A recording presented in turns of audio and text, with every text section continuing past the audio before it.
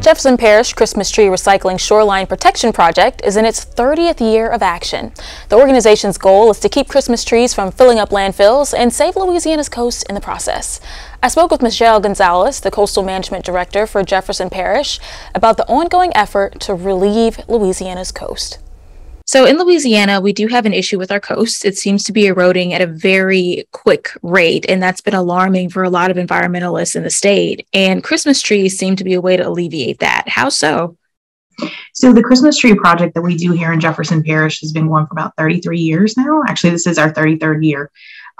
We collect recycled Christmas trees. So individuals place their tree at the curb, and we bring them down to the Barataria Basin in the area surrounding Lafitte, and we've created what we call cribs.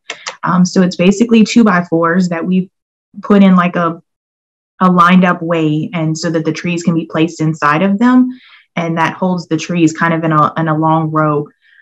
Those trees allow the area to it kind of cuts down on the wave action. So a lot of times on stormy, windy days or just even high tide, you'll have a lot of wave action that erodes the shoreline. And so these trees are helping to cut down that wave action. Another thing that the trees do, and it's really interesting whenever you get out there to see them, they create a habitat for the fish and the crabs. And so you've got a lot of just fishermen say it's great fishing near our Christmas tree cribs because, you got a lot of small fish and crabs that are kind of creating their habitat in these trees. So not only is it creating a shoreline protection, but it's also kind of giving that habitat creation that's often needed because so much of the area has eroded away.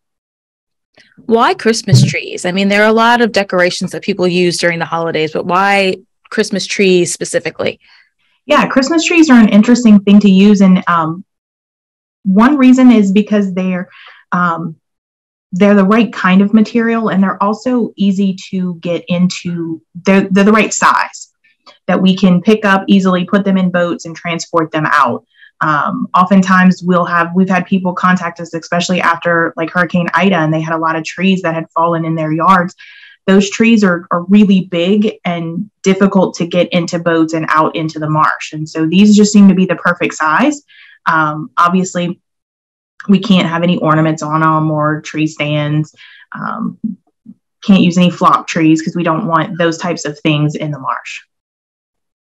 Yeah, of course, you want to make sure that everything is safe, especially for the animals that are living there. Yeah. So you said that this program has been going on for a while. Has support kind of grown? Are more people bringing in trees, or are you seeing that decline? So there's definitely a decline in the trees that we receive. I think it's just kind of an industry thing. A lot of people are using artificial trees. And last year was probably the smallest amount of trees that we had collected. Again, that was just a few months after Hurricane Ida. So we're really excited about this year. We've been reaching out to actual tree farms, and if they didn't sell all of their trees, some of them are donating them to us. And so we're excited about that those aren't just going to the landfill. And so, that was kind of one of the reasons that the project got started years ago, was just to divert these trees from landfills, the landfill. And so certainly if we can do that at the household by household level, or the trees that maybe didn't get sold, we're excited to do that. We definitely put things out last year after Hurricane Ida, but we've done a lot of repairs to our infrastructure because Hurricane Ida was one of those really big storms that broke a lot of the 2x4s that we had. And so we've repaired some of the area.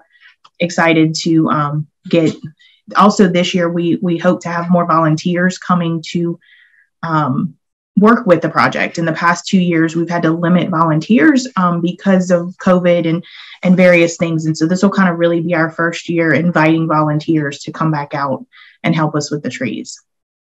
Yeah, so that's really exciting, being able to save the land and make sure that everything is okay, especially, like I said earlier, for the animals that live there. So if you want to donate a tree and you want to help with this effort, what do you need to do? We're advising people on January 11th to go ahead and move that tree outside to the curb, and then we will pick it up either on January 12th, 13th, or 14th, your regular garbage collection day. But certainly want to encourage people, if you live in New Orleans or St. Charles or some of the surrounding communities, a lot of the communities here do a project with their Christmas trees. So tune in to see what might be happening in your area also.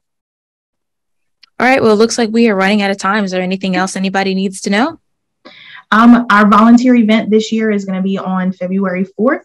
And it happens in Lower Lafitte. You can certainly check our website, jeffparish.net, and search for the Christmas Tree Project. All right. Well, thank you so much for sitting down and talking with us. I appreciate it. No problem.